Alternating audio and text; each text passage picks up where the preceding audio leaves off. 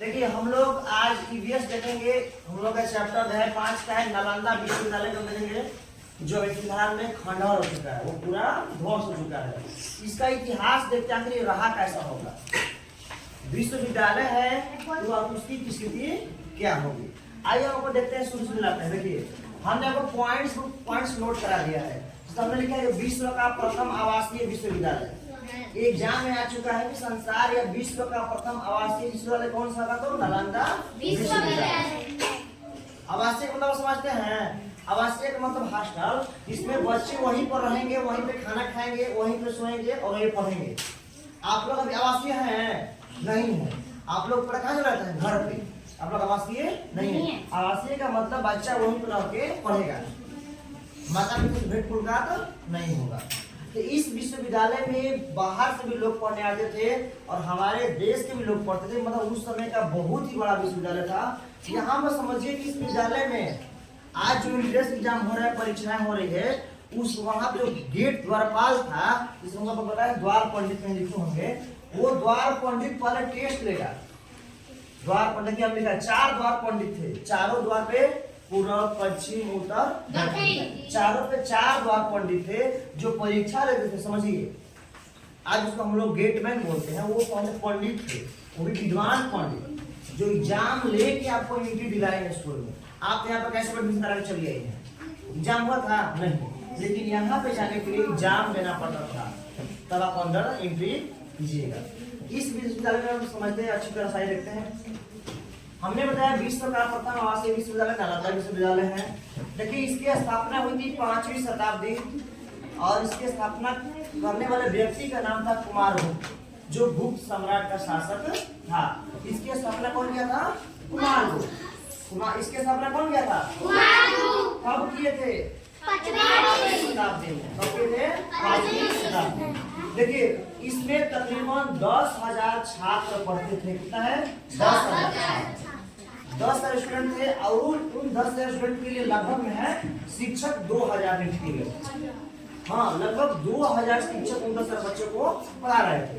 आइए अगला है कि पढ़ने पढ़ाने वाले लोग कई देशों से आते थे। हमने देश का नाम भी लिख दिया है।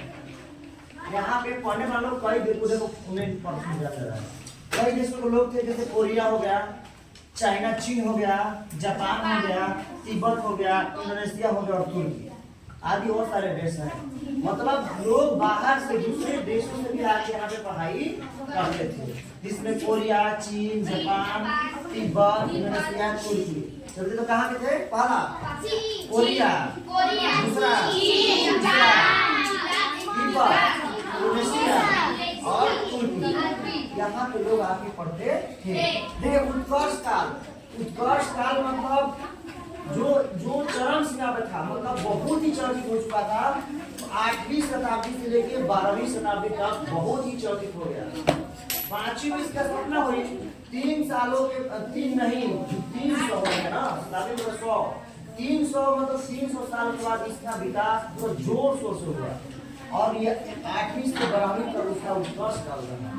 ध्यान दीजिएगा, इसी ध्यान दीजिए चीनी यात्री हैंड्सॉम यहीं पे आकर अपनी पढ़ाई पूरी की। एक चीनी यात्री था, इसका नाम था हैंड्सॉम। इसी विश्वविद्यालय में आकर अपनी पढ़ाई की। ये 7वीं शताब्दी के लग समय ये आए थे, 647 तक लगभग। देखिए अगला है कि 12वीं शताब्दी के अंत तक, हमने का 8 से 12 तक फेमस रहा। उसके अंत तक इस विश्वविद्यालय को नष्ट कर दिया गया, खत्म कर दिया गया। खत्म करने वाले व्यक्ति का नाम है बख्तियार खिलजी। आपसे परीक्षा में पूछे कि नालंदा विश्वविद्यालय को कौन नष्ट किया? बख्तियार खिलजी। नालंदा विश्वविद्यालय को कौन नष्ट किया? सब लोग नहीं बोल रहा है। बख्तियार खिलजी। कब अंत किए? तो 12वीं शताब्दी में ये नष्ट कर दिए।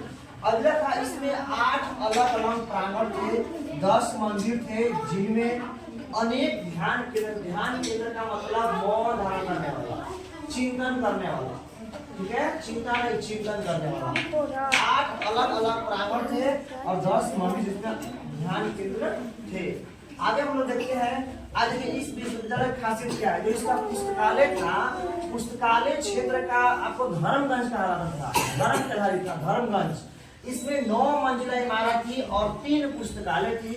इसमें पहला पुस्तकालय का नाम रत्न दधि था, दूसरा पुस्तकालय का नाम रत्न रंजन था और तीसरा रत्न सागर। बताइए पहला पुस्तकालय का नाम क्या था? रत्न दधि। और दूसरे का नाम रत्न रंजन और तीसरे का नाम। अगर आपसे परीक्षा में पूछ दे कि नालंदा विश्वविद्यालय में कितने आपके पुस्तकालय थे? कौन कौन?